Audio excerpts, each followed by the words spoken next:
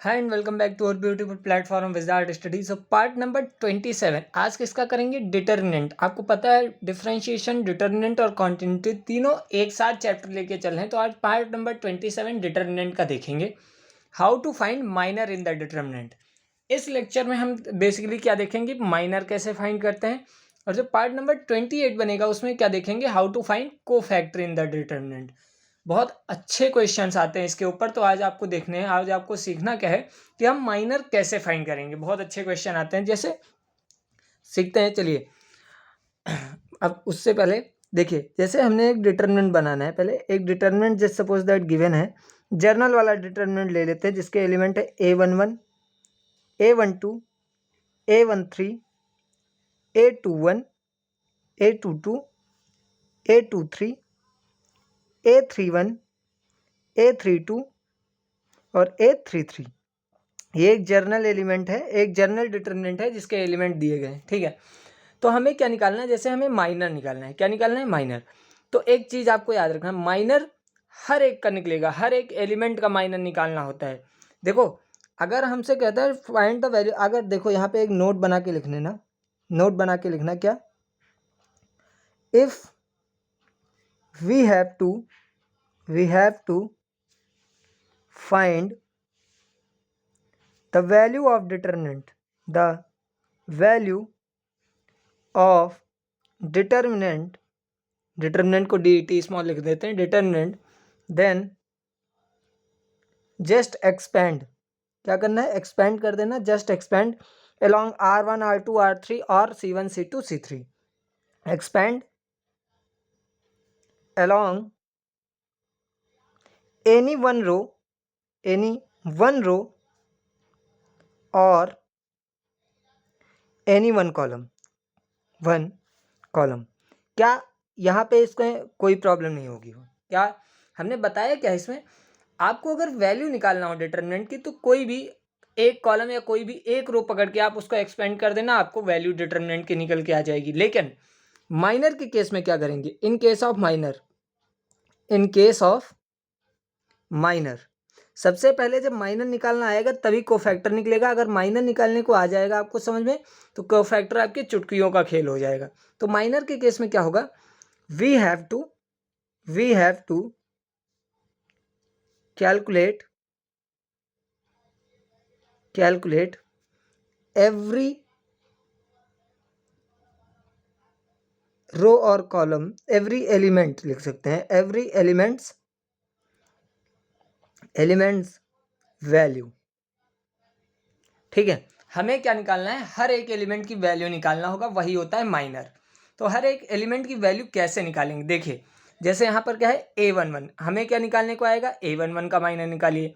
हमें क्या निकालने को आएगा? A12 का माइनर निकालिए, A13 का माइनर निकालिए, A21 का माइनर निकालिए, A23 का माइनर निकालिए, A23 का माइनर निकालिए, A31 का माइनर निकालिए, A32 का माइनर निकालिए और A33 का माइनर निकालिए। तो हम देखिए कैसे करेंगे, फाइंड करेंगे कैसे। जैसे माइनर के लिए आपको क्या करना है? बड़ा कैपिटल M और उसके पास क्या होगा? M11, यानी कि ये पहली रो और पहले कॉलम का ये एलिमेंट है। M11 का मतलब क्या है? पहली रो और पहले कॉलम का पहला एलिमेंट, पहली रो और पहले कॉलम का पहला एलिमेंट M11 से डिनोट होता है। तो आपको क्या करना है? इसके रिस्पेक्ट में, इस वाले के रिस्पेक्ट में आने वाली ये रो, आने वाले इस कॉलम को हाइड कर देना। क्या बचेगा? A22, A23, A32 और A33। तो इसको जब आप सॉल्व करेंगे तो M11 यानी कि element of first row and first column की वैल्यू आपको निकल के आ जाएगी, यानी कि A11 की लिख देता हूं मैं यहाँ पे कॉलम में, A11 की वैल्यू निकल के आ जाएगी। माइनर को कैपिटल M से डिनोट करेंगे तो इसकी जो वैल्यू निकालेंगे तो क्या करना है? इसके रिस्पेक्ट में आने वाली ये रो, आने वाले इस कॉलम को हाइड करना है, सिर्फ इसको लिखेंगे और इसकी वैल्यू आप निकालना जानते हैं, क्रॉस मल्टीप्लाई कराएंगे, बीच में साइन माइनस का लगाएंगे। ठीक है, ऐसे ही जैसे आपको निकालना है M12, ठीक है, क्या लिख सकते हैं इसकी प्लेस पे? A12। ठीक है, इसका निकालना है तो इसके रिस्पेक्ट में आने वाले ये कॉलम, आने वाले इस रो को हाइड करिए, क्या बचेगा? A21, A31, A23, A33। ठीक है, ऐसे ही आपको निकालने को क्या आ जाए? अगर M13 निकालना है, M13 यानी कि A13 की वैल्यू। तो आप क्या करेंगे, इसके रिस्पेक्ट में आने वाली ये रो, इसके रिस्पेक्ट में आने वाली ये रो, आने वाला ये कॉलम को हाइड करेंगे, क्या बचेगा, A21, A21, A31, A22, A32। ठीक है। अब देखिए ऐसे ही अगर हमको निकालने को आ जाए M21, क्या निकालने को आ जाए, M21, तो यहाँ पे निकाल लेते हैं। देखिए यहाँ पे साइड बाय साइड निकालते चलते हैं। M21 निकालने को आ जाए, M21 यानी कि A21 ये क्या शो करता है, सेकेंड रो फर्स्ट कॉलम का पहला एलिमेंट, सेकेंड रो यानी कि ये, फर्स्ट कॉलम यानी कि ये, इसका पहला एलिमेंट यानी कि ये, सॉरी सेकेंड रो यानी कि ये, सेकेंड फर्स्ट कॉलम यानी कि ये, और इसका पहला एलिमेंट यानी कि इसकी वैल्यू निकालने को आ जाए। तो इसको क्या करेंगे, इस रो इस कॉलम को हाइड करेंगे, क्या बचेगा आपका, A12, A13, A232, A33। ठीक है, क्या बचेगा, A12, A13, A32, A32 और A33 बचेगा। तो उसको हम लिख देंगे। ऐसे ही अगर हमसे निकालने को आ जाए क्या, M22 की वैल्यू निकालिए, माइनर ऑफ टू रो 2, यानी कि A22 की वैल्यू निकालनी है। तो क्या हो जाएगा, इसके रिस्पेक्ट में आने वाली ये रो, ये कॉलम और इस रो को हाइड करेंगे, क्या बचेगा, A11, A13, A31, A33। उसको सिंपल लिख देंगे, क्या, A11, A13, A31, A33। और इसको आप सॉल्व करना अभी तक जान गए होंगे, कैसे सॉल्व करेंगे, क्रॉस मल्टीप्लाई कराएंगे, बीच में साइन माइनस का लगाएंगे, जो आएगा वही वैल्यू होगी। ऐसे ही आपसे क्या निकालने को आए, A23 की वैल्यू निकालिए, क्या, M23 निकालना है, यानी कि A23 निकाल लिया है। तो क्या हो जाएगा, इसके रिस्पेक्ट में आने वाली ये रो, आने वाले इस कॉलम को हाइड करेंगे, तो क्या बचेगा, A11, A12, A31, A32, A11, A12, A31, A32, इसकी वैल्यू निकालनी होगी। ठीक है।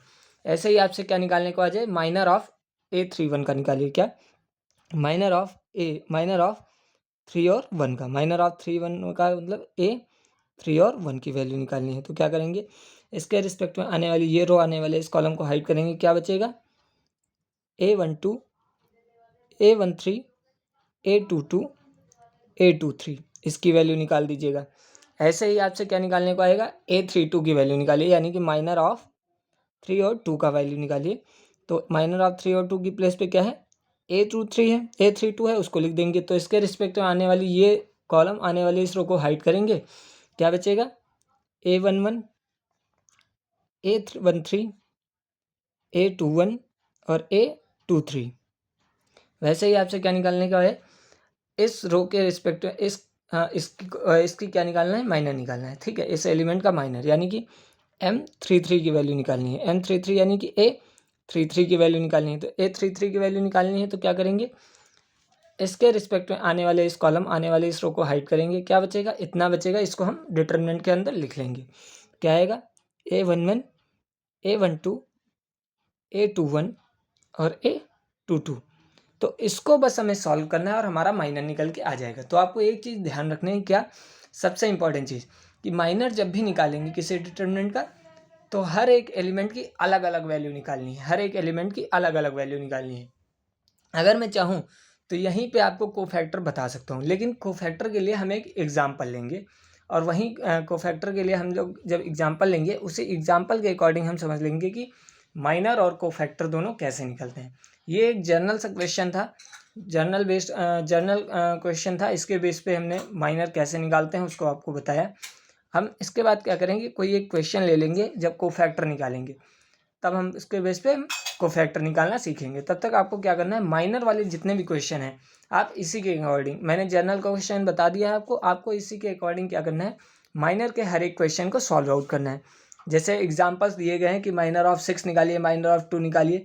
ठीक है, जैसे यहाँ पे क्या मैं कह सकता हूँ, यहाँ पे अगर जैसे सपोज दैट दिया गया है 1, 2, 3, 4, 5, 6, 7, 8 और 9, तो आपसे क्या बोल दिया जाएगा, माइनर ऑफ 5 निकालिए। क्या निकालिए, माइनर ऑफ 5। तो क्या करना है, माइनर ऑफ 5 जब निकालेंगे तो क्या हो जाएगा, 5 के रिस्पेक्ट में आने वाला ये कॉलम, आने वाली इस रो को हाइड करेंगे, क्या बचेगा, 1, 7, 3 और 9। और इसको सॉल्व करेंगे तो आपका माइनर ऑफ 5 निकल के आ जाएगा। ठीक है, सो ऐसे ही क्वेश्चन करना है। मिलते हैं अगले लेक्चर में। उसी में कोफैक्टर माइनर दोनों एक साथ पढ़ेंगे। कोफैक्टर आपको अच्छे से समझ, माइनर अगर अच्छे से समझ में आ गया है तो कोफैक्टर उससे भी ज़्यादा अच्छे समझ में आ जाएगा। बहुत ईजी है। मिलते हैं अगले लेक्चर में। धन्यवाद।